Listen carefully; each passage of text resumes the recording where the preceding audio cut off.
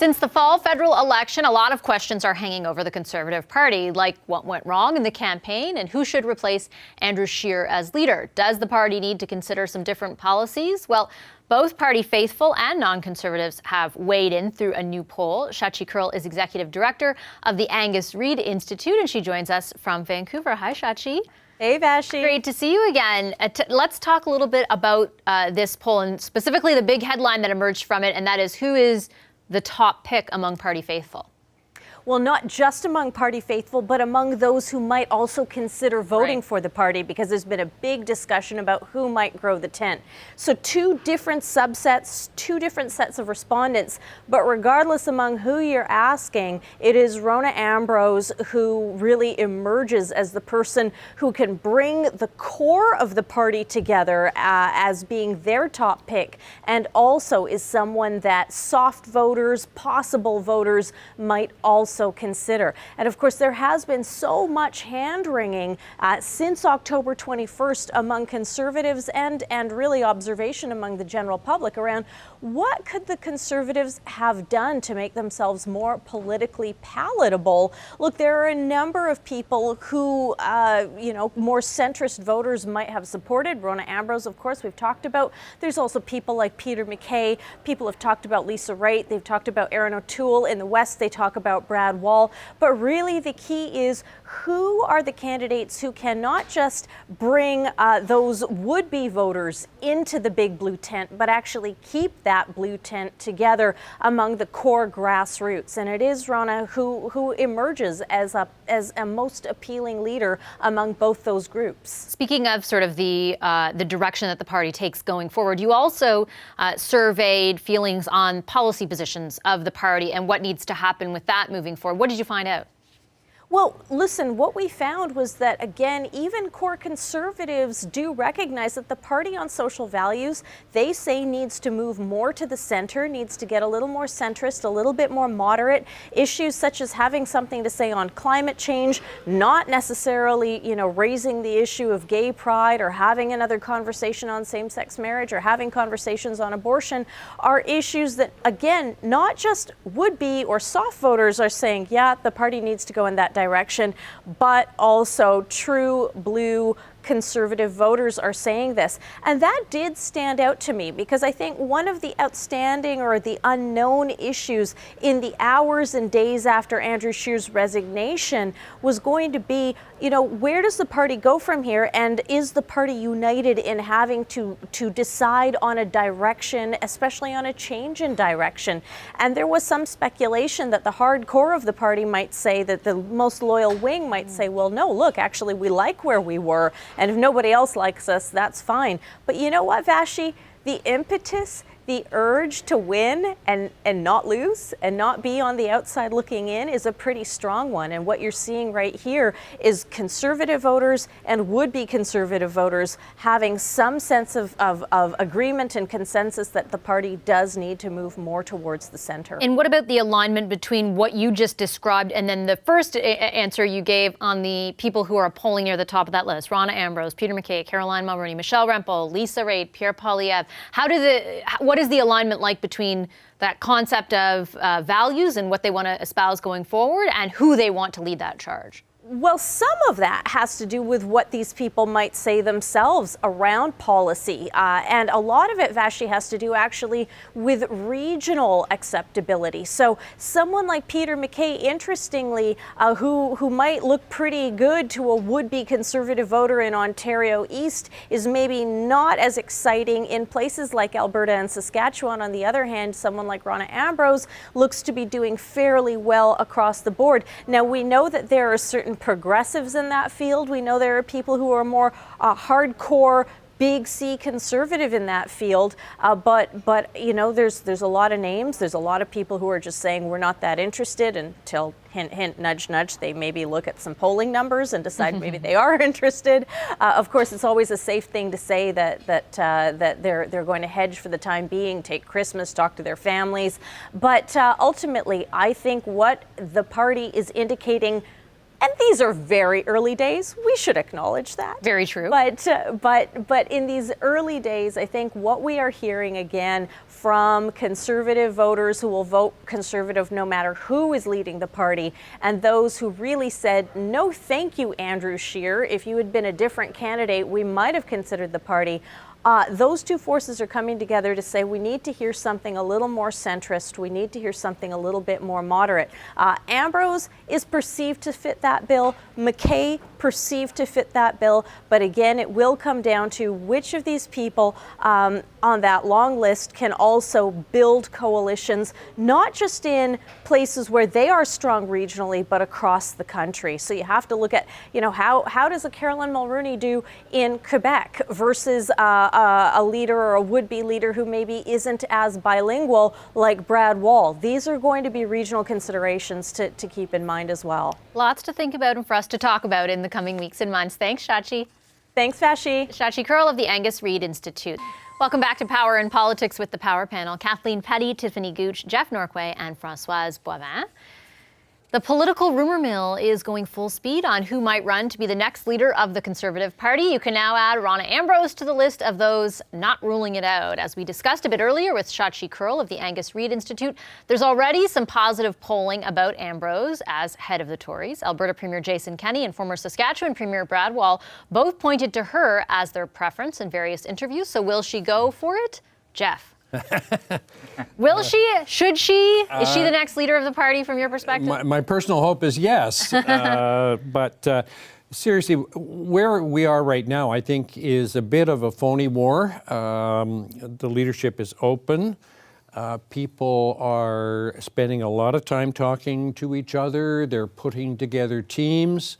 They're scoping out the possibilities of who's going to run. And in a sense, I think everybody is waiting for Rona Ambrose because I think she is the putative odds-on favorite to get the job if she runs. So I think until she makes that decision, there's going to be a lot of quiet, but it's like the duck with lots going on below the surface, but nothing much to show to it. That's very true. Tiffany, what do you think?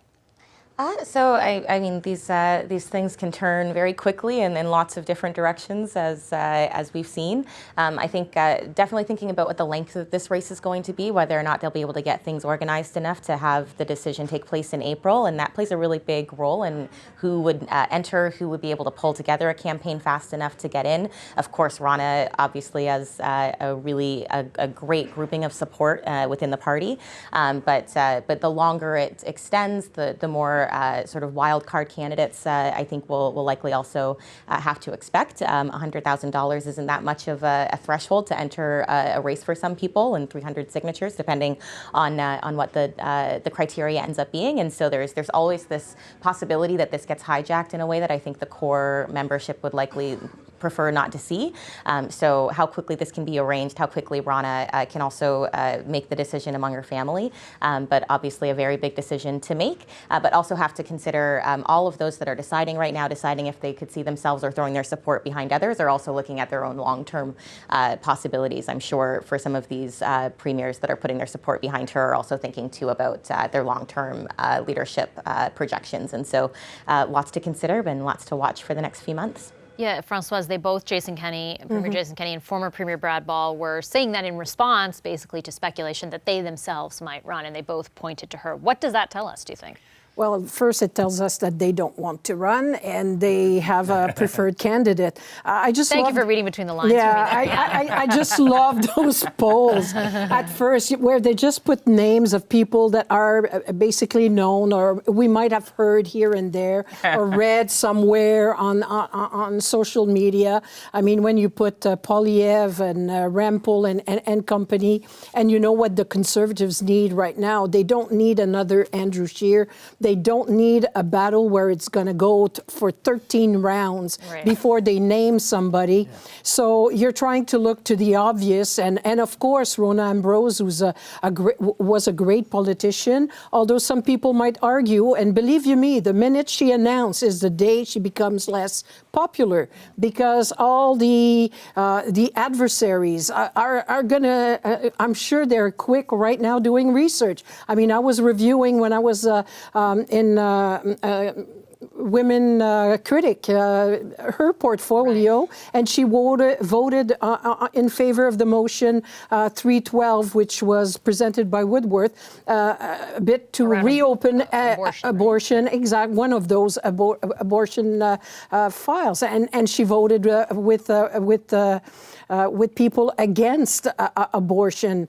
So it's like she'll have answers to, and I'm just thinking, that's not the path she gave herself. So, of course, it's flattering when people come to you and say, hey, we see you as the leader. But my advice to her, if I have any advice, but I haven't done and participated in a lot, not as a candidate, but in a lot of leadership race with my time as a Liberal, it can be deadly. Think seriously, because she's a bit like the Bob Rae of the Conservative, that Bob Rae was for the Liberals. He was interim, a great interim leader, didn't present himself after Ignatieff stepped down. Trudeau arrived, won the, so is it good for her? I'm not so sure. And the only thing I would say to her, wait, the minute you announce is the day that you're not that popular. Kathleen? Well, look, she knows what she's getting into if she decides to get into it first. Secondly, any positions that may have evolved for her over time, I would argue that most people think that she's quite capable of articulating that evolution of thinking, which was better than one Andrew. of the exactly. That's exactly my point. The other thing I would say is I think there are a lot of people maybe also considering getting into the race, basing that decision on what Rona Ambrose decides, which really tells you something. Yep. And I suspect, I don't know, but I suspect Peter MacKay might be one of them. So as the people who may end up running against Rona Ambrose are people who have no hope of winning anyway, like you end up sort of with the lesser. And I would also say what the Conservatives probably need is someone they don't have to introduce to Canadians. That was a big part of the problem with Andrew Scheer. Other people defined him. They're going to want a leader that is defined already. And we do make the mistake when we're in Ottawa, and I did work there for a while. We have this tendency to think people know people really well, but actually they have no clue who they are. And that was a big part, Jeff, of even for Jagmeet Singh and Andrew Scheer during the campaign, right? Yeah. And you saw once they did get to know them, how the favorability ratings changed in opposite directions for those two. And coming out of the recent election campaign, we need to remember that there is two sides to leadership.